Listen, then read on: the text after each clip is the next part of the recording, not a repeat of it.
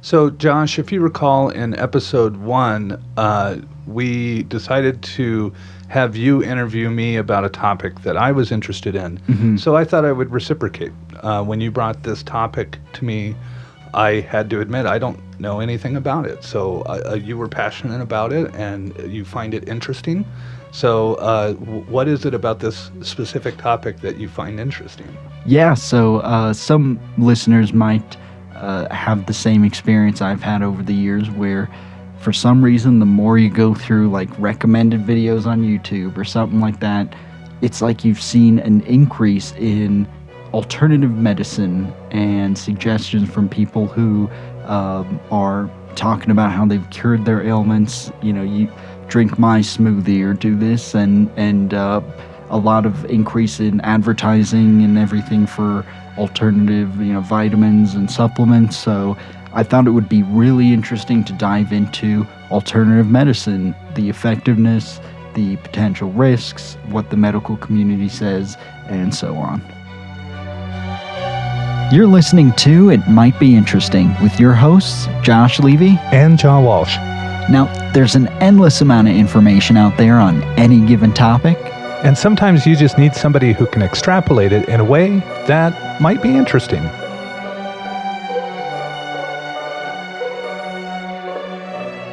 So, Josh, what qualifies as an alternative medicine? What's the definition of alternative medicine? Yeah, so according to WebMD, and this is also a definition that is pretty consistent across the board on other sites too, it says alternative medicine is a term that describes medical treatments that are used instead of traditional or mainstream therapies. So, for instance, a good few examples of alternative medicine would be like herbal medicines, chiropractic, acupuncture, or energy therapies. So these seem to be all over the market these days. Why do you think they're so prevalent? Well, that's a good question. So I think, first of all, let's kind of acknowledge, here's a good analogy to use. Let's say there's a foreign threat or enemy, like an Iran or something. Okay. And there's a threat of invasion, there's a threat of attack. Would you rather start with dropping a nuke on it, or would you rather maybe start by sending in a few peace negotiators, maybe see what that, and kind of build your way up? Probably the latter. Right. So that's kind of the one of the major appeals of alternative medicine. But the other reason, and the primary reason it has grown so much over the recent years, is the fact that people just don't trust pharmaceutical companies. There have been several articles, several studies, and one called a barometer that kind of gets a feeling for how much people trust certain industries, and it is at its lowest point almost ever. People don't trust pharmaceutical companies for that reason, as well as, think about Pharma Bro, Martin Shkreli. Right, yeah. They see how every time a pharmaceutical company will jack up a price by a few hundred or a couple 1,000%, it kind of gives this impression, understandably so, like, hey, they don't really care about like the cure, the medicine. They just care about how much money they can get from this pill. Do you think that's kind of driving the marketing of the alternative medicine then? If they're using or building off the lack of trust from the pharmaceutical industries, are they using that as a marketing gimmick, or is the marketing just a price gouging just simply shifting people towards the alternative market? I do believe it is the latter, because most of the marketing done is geared towards, hey, this is a safer alternative, meaning, the side effects aren't as bad. There are drugs out there, when you hear about the potential side effects, there have been a few where they'll say, sudden death. And that, I don't know about you, but that sounds like a pretty bad side effect. I remember the first time I heard that on television. One of the side effects is sudden death. Mm-hmm. And it's like, how is that a side effect? That was like I didn't understand that. Right. And, it's it's something that we can laugh about, but think of it this way, like think about how miserable and how difficult life is living with whatever illness that the medication was treating, that even though it's a tiny fraction of a percent that, someone will have the sudden death experience, I mean, you got to be really, really negatively affected by your illness and desperate for, any type of reprieve to take something that could possibly cause you to drop dead. It didn't even say like sudden heart attack. It was literally, you're walking along the street, talking to a coworker, and then bam. Wow. And so, but think about how heartbreakingly desperate someone must be. So, is this common though with these alternative medicines that we're seeing a negative side effects, rather a side effect, or a negative like societal impact from these, or are they simply just harmless? Well, actually, that's the key question here. So, according to a study done by National Institute of Health, nearly 40% of adults in the U.S. use some form of alternative medicine. Now, it's important to note this is commonly referred to as CAM, complementary alternative medicine. And the reason that's important is because there is a distinction a lot of medical professionals make between complementary and alternative. So, like the words kind of imply, complementary is something like a cancer patient who is, undergoing chemotherapy and does like some light yoga to help them with the psychological or emotional effects of chemotherapy. Alternative medicine would be going to yoga as a means of curing your cancer versus, going to get any chemotherapy or radiation treatment. So that's an important distinction to make because, it's not right or statistically or factually correct to say that the 40% of people have some illness that they aren't treating at all. So, how can a consumer best evaluate the different treatments or the different medicines that are out there? What should they be looking for to know, hey, this is an alternative medicine? Are there studies, are there results they can look at to determine whether or not the product they're buying is approved, or how do they measure that? All right, so there are a couple things you mentioned in there that are actually extremely important. So one would be how do you find out? That is basically if it is recommended by a doctor or prescribed. So if it is backed by modern medicine, a treatment, then it is something that is not considered alternative medicine. But the other part that was really important that you mentioned was, is there a way to identify? And the first thing that comes to mind is labeling. For instance, like there's a pretty big trend over the last several years of like food labels, only buy organic, only buy things like that, FDA approved. However, when you actually look at this, I have a couple interesting articles in here where one is directly from the FDA themselves, saying that there is a difference between FDA approved and FDA compliant. So essentially, the label looks almost identical, and someone can just slap a sticker on and say, hey, this is FDA compliant, meaning it meets just the very basic criteria of the conditions in which something is made. So, if it's not made in like some rat-infested warehouse Right. Overseas, then, you can say, hey, it complies with, or a more accurate example is, hey, if there's a similar medication made by someone else that did get approved, whether it was 5 years ago, 50 years ago, as long as the conditions in which you make that medication are similar, you can call it FDA compliant. And in that way, not a single person working in the FDA needs to set foot in your, on your property, in your business, in your facilities manufacturing this drug to see if to actually assess it, analyze it in depth. So that's why you should be careful. Like FDA, when you see FDA on anything, it doesn't necessarily mean that the drug itself has been vetted.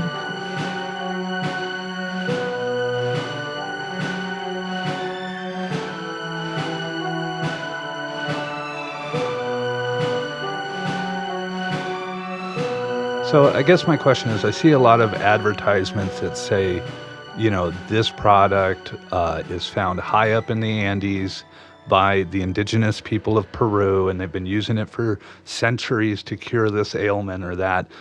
Is there any truth to that, or is it just they're marketing the natural appeal of it? They are absolutely marketing a natural appeal. For instance, there have been several studies that show, and not to pat myself on the back here, it's something I've been saying for a while to a few relatives, is there is literally no benefit to the Himalayan pink salt. Ah, okay. It's pink. It looks prettier than regular table salt. But it's just sodium. It's salt. It's salt. In fact, I bet you 5 years from now, we're going to find out about like all these indigenous people who, their land has been ravaged and they have no food, or, they're dying off because we had to have our pink salt. And it's funny, my girlfriend always gives me a hard time because she says she can't take me to Whole Foods because immediately I'm like, is everything nowadays bullshit? Yeah. Like, is everything, do I have to buy the soap that's made with the tears of a unicorn? Right. Yeah. And, but they are playing into that appeal, and it also is the appeal of like best quality. Right. People want the best. That's why, people do shop at Whole Foods and everything. So they want not just organic. You can have organic soap that literally smells like nothing. No, they have them. It's like Dove soap, whatever, and maybe not organic, but perfectly safe, recommended. But, it's not the fancy unicorn tier soap. And so that's what the appeal is. Here, for instance, there is, and we'll be posting this research, and it states that there are 14 companies that own your supplement brands. So, for instance, if you buy, Centrum, like Centrum Silver or any multivitamin there, or you may have heard of Emergency, the fizzy drink. Good to take that because it keeps your money away from, Pfizer. So Pfizer owns those products. Pfizer owns those products. And Garden of Life, that's actually a very popular, they do like greens, healthy proteins. That's actually, you're sending your money to Nestle. To Nestle? Nestle, yep. And they're a pharmaceutical? They engage in, they own a lot of they own a lot of the natural, quote unquote, natural remedies, and do have manufacturing that assists with pharmaceutical, like in conjunction with pharmaceutical. And then you have like Herbalife, Metagenics, owned by Amway. You have here One A Day, a very popular, just like Centrum, multivitamin, owned by Bayer. And the list does go on, including like Clorox. Clorox, they're a major owner in some of these. Yeah, so, and look, let's be clear, this does not indicate like straight malevolence. No, but what it does indicate, like I grew up in the 90s and I listened to alternative music, right? It became popular and I didn't really like the hair metal stuff. Right. And so I was all about it. And I remember going to the CD stores and there'd be all these, grunge people in there, and they'd be flipping through the CDs looking at the label and seeing, is it an independent label? Well, little did they know that little label was owned by a major label that let the little label keep its name. Right. And then they would produce these alternative bands on these so-called alternative labels that were really owned by Sony and Island and all these other big things. And this seems very similar to that. Yeah, and the reason this doesn't surprise me is because think about it this way. If you're Pfizer, it takes typically, there's an article in here that will show it takes typically an average of 10 years and a little over $2 billion in terms of R&D just to release a pharmaceutical medication. But if you have Centrum, there will be some R&D, there will be some expenses, but you could probably release Centrum for kids or Centrum toddler for a fraction of the R&D costs at a fraction of the time. And even then, at the end of 10 years, it's possible that prescription drug, only 12% of them do get approved by FDA for sale. Do you think these pharmaceutical companies are buying up the smaller ones that have already done the research, and then they can just simply purchase them and profit off of them? Oh, exactly. So imagine if you own every horse in the race at the Kentucky Derby. What are your chances of losing? Yeah, exactly. This is where you have one horse in the race, there's a higher chance, but the more you add, the more horses you add.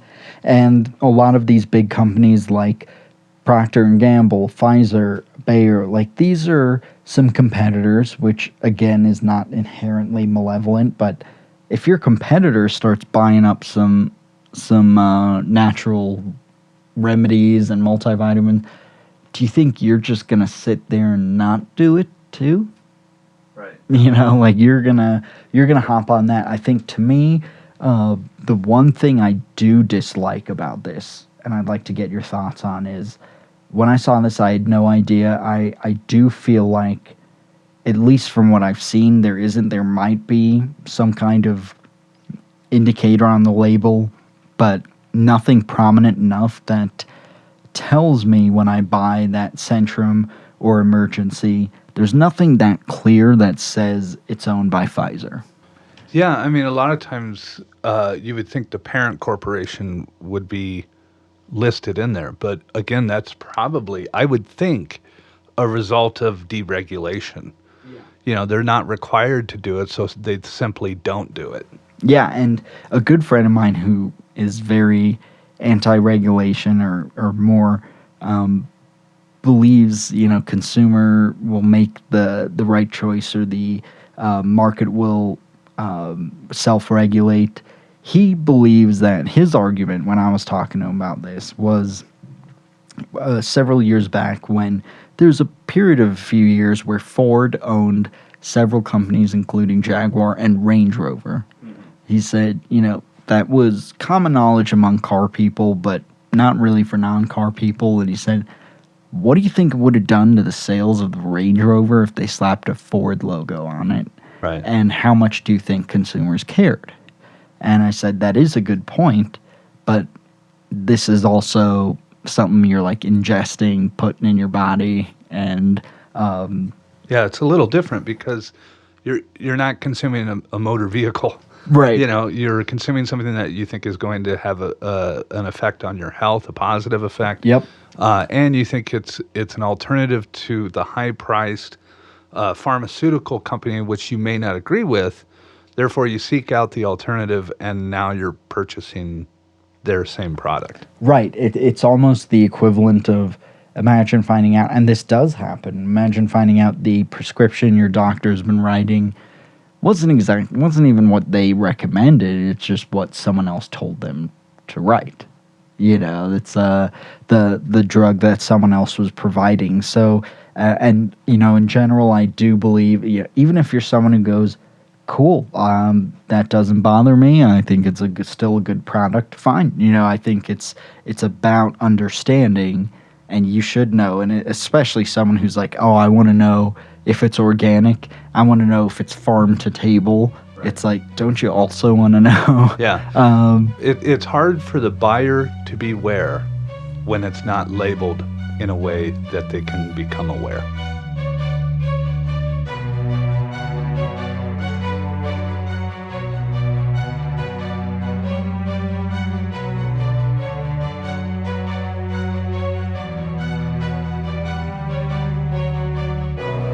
So I want to go back to something we were talking about earlier of a lot of this stuff is being pushed on social media platforms and YouTube. What effect is that having? And is it bleeding into maybe more mainstream media as well?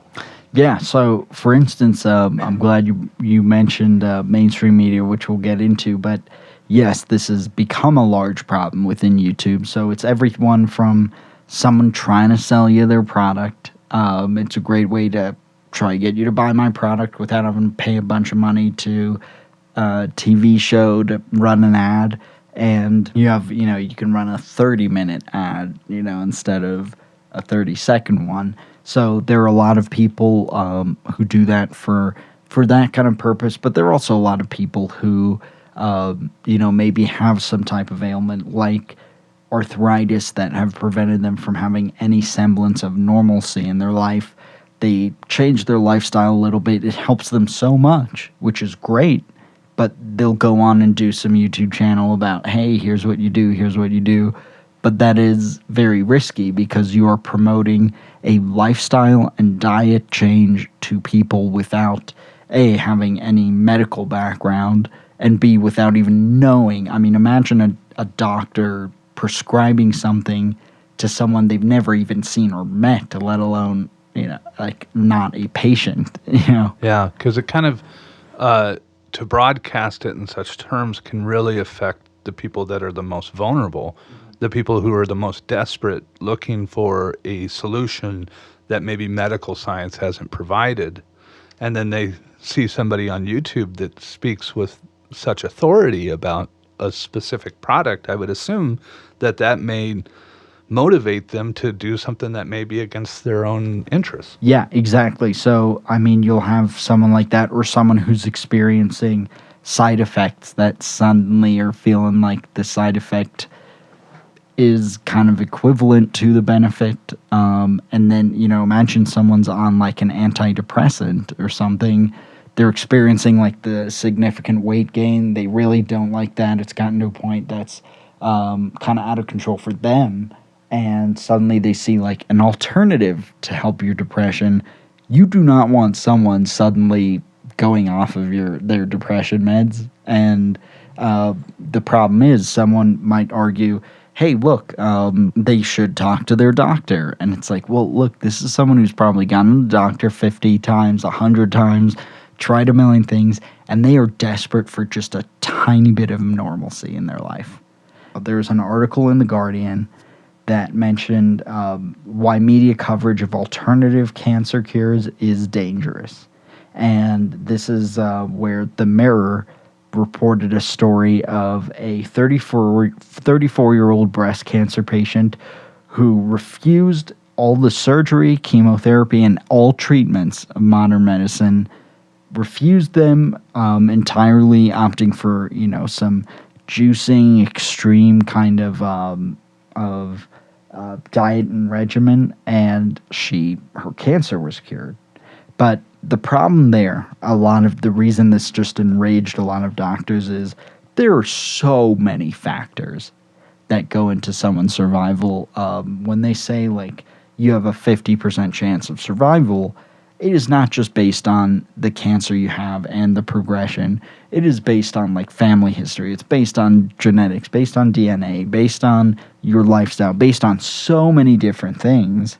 And, how frequently they will do chemo, things like that. There are people with a 1% chance of survival who decide, look, I'm not going to do any treatment. I'm going to just live my life great the way I want to. And then they're magically cured, and it's not magic. It's because genetically they are a lot luckier than the rest of us. They have that one little change, one little difference that affects it. But also, to me, this really does perpetuate a lot of stigmas. You know, there are people who maybe take like something for mental illness, mental health, and are embarrassed about the stigmas or afraid. And something like this just perpetuates the idea that if you're on this, there's something wrong with you for being on it, versus, hey, this person has a very normal life. You take this pill. Yes, there is also the issue of pills being overprescribed, specifically, pain medication. There's that issue, like we mentioned, with price gouging, things like that. And the chase for the dollar. Yeah. But here, this is a situation where one of the biggest points I do want to make is when you look at these medications, top 10 medications prescribed are going to be something for severe depression or cholesterol, blood pressure. There have been advancements over the last 30 years. We have almost quadrupled the survival rate or the likelihood of survival of cancer because of treatments and improvements to chemotherapy and stuff, which is still harsh and very unpleasant. And I feel terrible for anyone who has to undergo it. But we've made all these improvements, and there is that stigma. But I think the big thing is we need to distinguish between the business and the medicine. Yeah. It's like, I hate Martin Shkreli for upping the price of insulin, or was it the EpiPen, I think? Yeah. And I'm sure his investors didn't hate that, though. right, and that's the thing. It's like, yes, that was an awful, inhumane, terrible thing to do. You can hate the business side, but don't take it down on everything, because that EpiPen allows a parent to drop their kid off at school and not worry that their kid's going to die. The antidepressant and the blood pressure, they allow someone to have a normal life again. Right, yeah. So, and the people who work there in the research labs, I mean, if you're a doctor, a researcher, a lot of them in cancer research labs, like this notion that, like, oh, there's more money in not curing cancer. So they have a cure, but they haven't released it. Yeah, the conspiracy theory. Yeah, it's like, okay, first of all, what, you don't think there's any money in curing cancer? Right, yeah. You would be so filthy stinking rich and so filthy stinking famous. Right, and your name will be in every textbook around the world for the rest of time. You will have cured cancer. So I mean, that's an absolute nonsense. Also, the people there, the reason they have gone into that particular type of research in that field is because they have a loved one who they've lost to cancer. Yeah. They do have a vested interest, and yes, a pharmaceutical company, they have a lot more they can give you with R&D to make progress versus, some little nonprofit out there where you have a shoestring budget to try to cure cancer versus a whole facility with employees and state-of-the-art everything. So, of course they're going to do that. It doesn't mean that the researchers themselves, who, once again, do not make the, price decision, right, they do not go to anyone in the lab and say, hey, what do you think about $70,000 for an EpiPen? And right, like, yeah. Good idea. Yeah, they're not weighing in on those decisions.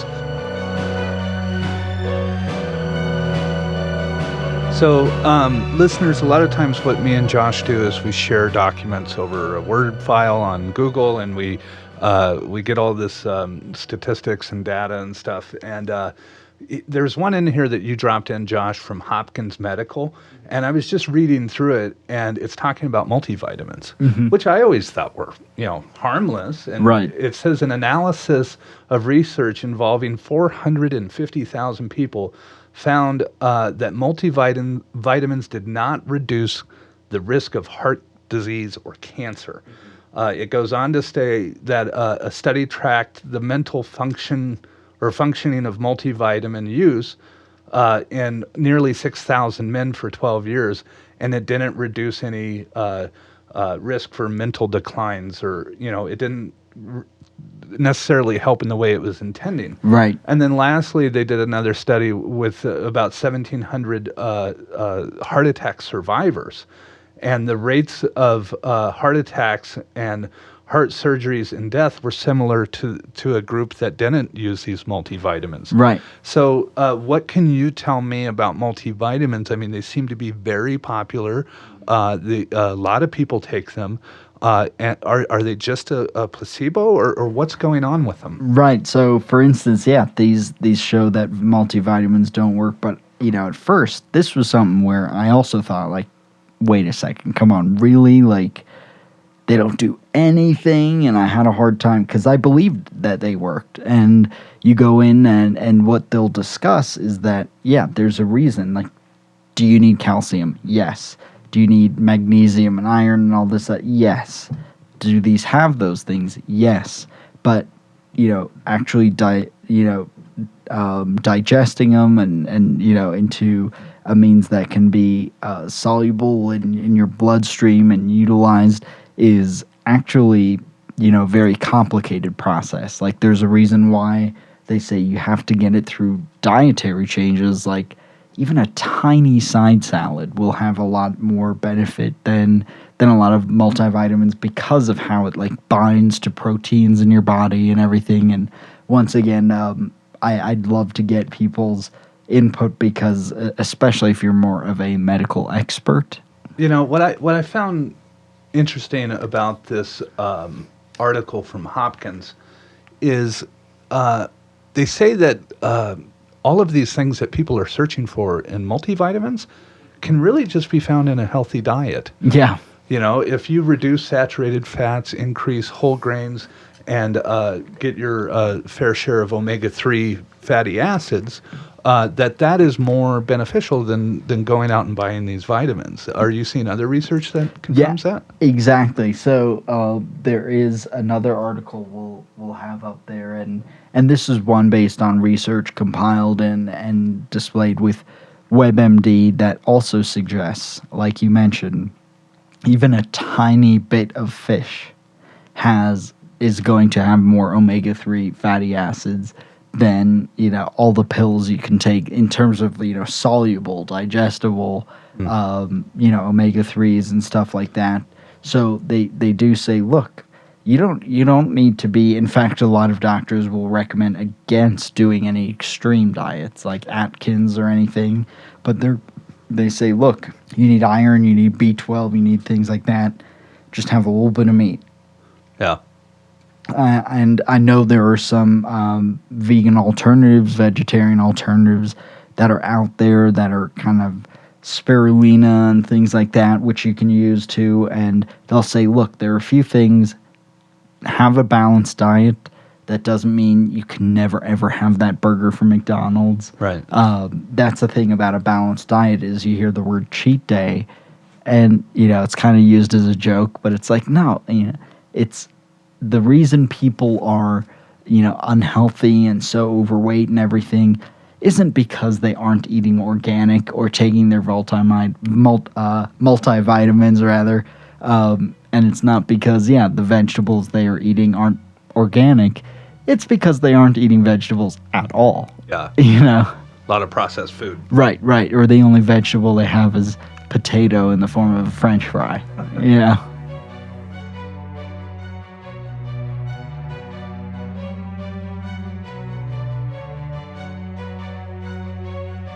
So, Josh, this has been an interesting conversation, and I know I have a few takeaways. What takeaways would you want our listeners to get from this? Yeah, so I think, first of all, if you are someone who has benefited from this kind of thing, like trying an alternative medicine, be cognizant of how much you are promoting it, considering, you're promoting it to people who you haven't been able to sit down with and diagnose with anything. And if you are a consumer, if you have an illness and you're desperate, it's understandable. Take a look at this stuff and really do your best to not assume innocent until proven guilty. Absolutely take it with not just a pinch of salt, take it with a pinch of Himalayan pink salt. And finally, we dove into those business sides, and once again, it isn't like pure malevolence by a business or anything, but when we do see situations like jacking up a price by 2,000%, let's just always try to make sure we are separating the business from the medicine, because when we get angry and we want to throw that Molotov cocktail through the window at Pfizer, that Molotov cocktail is also going to burn the medicine that saves lives.